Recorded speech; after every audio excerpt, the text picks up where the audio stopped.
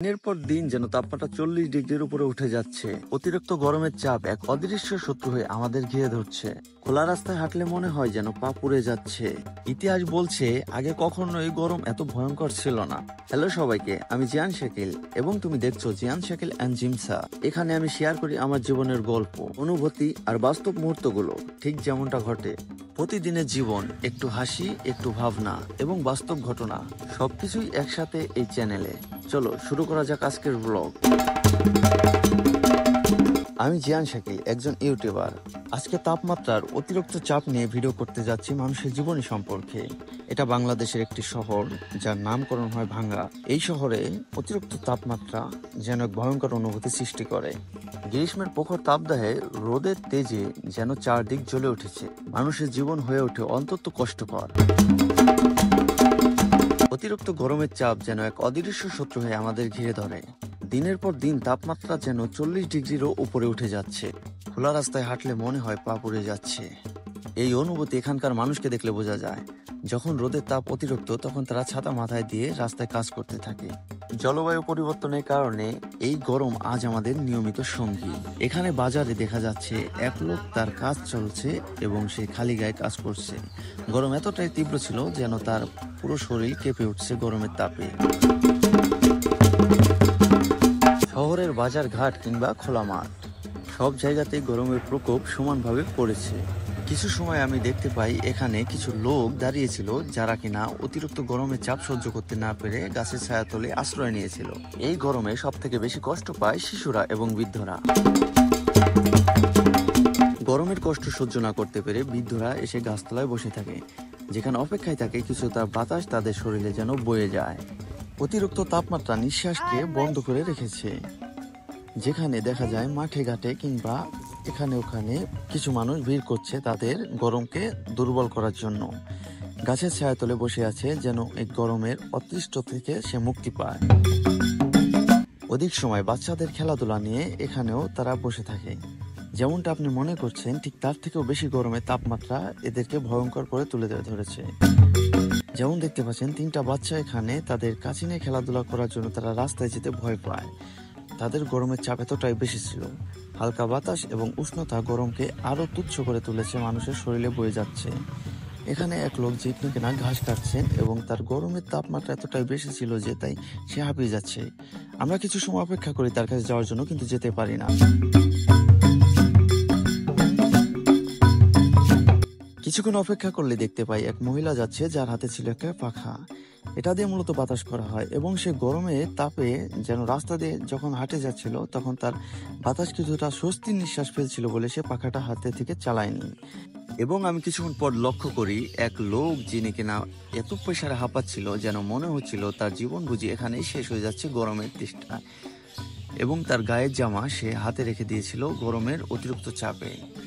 ইতিহাস বলছে আগে কখনো গরমের চাপ এতটাই ভয়ঙ্কর ছিল না যতটা ভয়ঙ্কর এখন হয়ে যাচ্ছে।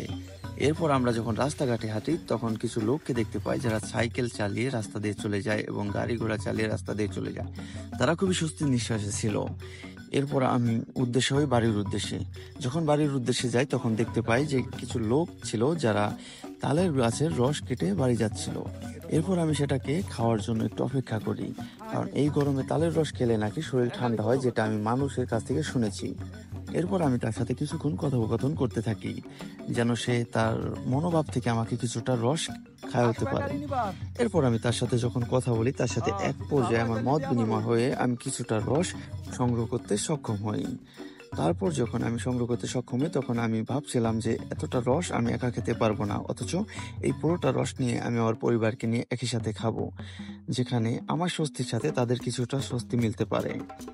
তারপর রসটা পুরো ভরে নিয়ে আমি আমার হাঁড়িটা হাতে নিয়ে চলে যাই আমার বাড়ির উদ্দেশ্যে রওনা হয়ে। যখন ক্যামেরাম্যানকে আমি এটা ভিডিও করতে বলি তখন সে আমার দিকে তাকিয়ে হাসছিল যে না আমি এত বুঝো হয়ে যাচ্ছি কেন, যেন এই রসটা যেন না পড়ে যায়। তারপর আমি আবার একটু লক্ষ্য করতে পারি একটি বাচ্চা ছেলে যার কিনা পঙ্গু অবস্থায় ছিল, সে রাস্তা দিয়ে হাঁটতেছিল, তার কষ্টটা অতিরিক্ত ভয়ঙ্কর ছিল। এরপর আমি একটি লোককে দেখতে পাই যে ছিল বোবা এবং প্রতিবন্ধী। তাকে ভিডিও করতে আমি কিছুটা অপেক্ষা করি এবং হালকা ভিডিও করতে সক্ষম। আমি বাজারের দিকে চলে যাই তখন দেখতে পাই বাজারে ব্যবসায়ীরা তাদের গায়ের পোশাক খুলে বাজারে ব্যবসা পরিচালনা করছে। এবং কিছু সময় পর আমি যখন প্রতিটা মানুষকে দেখি, লক্ষ্য করি তারা প্রত্যেকেই কিন্তু গায়ের পোশাক খোলা ছিল, কারণ গরমের চাপ তাদের সহ্য হচ্ছিল না। এটাই ছিল এই গরমের একটি ভয়ঙ্কর অনুভূতি, যেখানে প্রত্যেকটি ব্যবসায়ীরা পর্যন্ত বাজারে তাদের অবস্থানে তারা গরমের চাপ সহ্য করতে পারছিল না। চকের তুলনায় এখানে গরমটা অনেক কম ছিল এবং তারা সেই গরমও সহ্য করতে পারছিল না।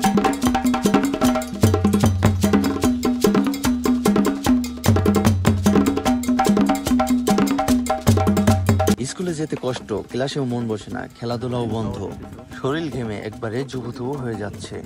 অনেক সময় খাবারের রুচিও থাকে না, এমনকি বাচ্চারা হিট স্ট্রোকেও আক্রান্ত হচ্ছে।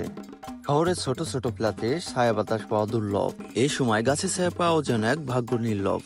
রাস্তার ধারে কিংবা গ্রামের পুকুর পাড়ে যারা গাছ লাগিয়েছে তারা আজ প্রকৃতির উপকার করেছে। এরপর আমি এখানে একজন বিক্রেতাকে দেখতে পাই, যে কিনা বাচ্চাদের ফুচকা এবং ঝালমুড়ি বিক্রি করতেছিল। এটা একটি স্কুলের প্রাঙ্গণ, যেখানে এই বাচ্চারা এই ফুচকা এবং ঝালমুড়ি খেতে প্রতিনিয়ত আসে।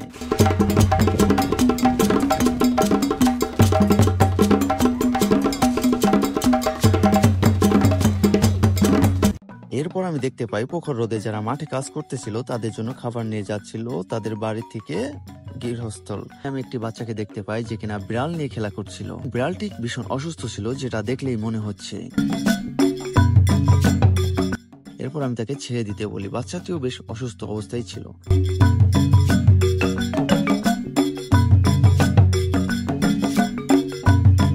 সব থেকে জনপ্রিয় একটি ফসল হচ্ছে ভুট্টা, যেটা সে বাসায় নিয়ে যাওয়ার জন্য সুন্দরভাবে প্যাকেটিং করছিল। এটাকে বলা হয় বস্তা, এবং সে বস্তার ভিতরে প্রত্যেকটি ভুট্টাকে ভরে রাখছিল।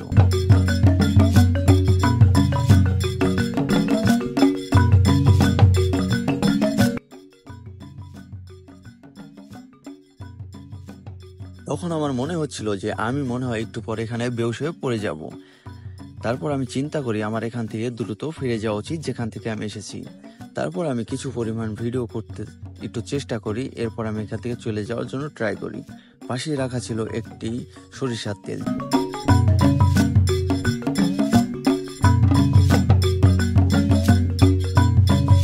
এতক্ষণে এই শহরের বাস্তব গরমের চিত্রকে আপনাদের সামনে তুলে ধরেছি।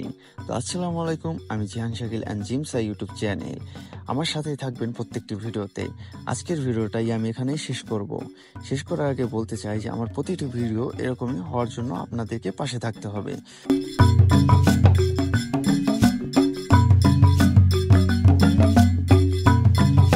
দেখা হচ্ছে পরবর্তী আরেকটি শহরের আরেকটি অন্যতম ভিডিও নিয়ে।